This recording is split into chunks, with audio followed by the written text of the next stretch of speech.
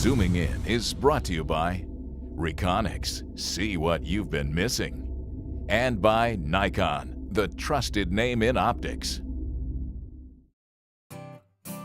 Jeff's Illinois bow hunt took place in the east-central part of the state, just a short distance from the Indiana border. The terrain in this area could best be described as relatively flat and fairly open, with scattered chunks of heavy timber bordered by crop fields. Just prior to his successful hunt, Jeff spent almost an entire day thoroughly scouting this particular area. Now, based on his findings, he knew that a bunch of whitetails were feeding in this cut soybean field right here. He also believed that the majority of those deer were bedding some distance away, in this thick timber here. The morning travel routine for the deer saw them leaving the feeding area sometime before first light.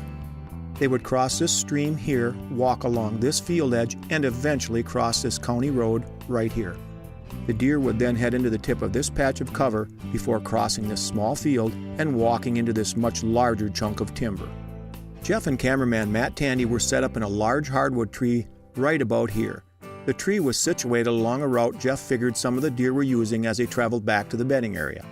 As the footage showed, Jeff first spotted the buck when it walked over a nearby ridge approximately 75 yards away. He let the buck close the distance to a mere 15 yards, which put him right about here.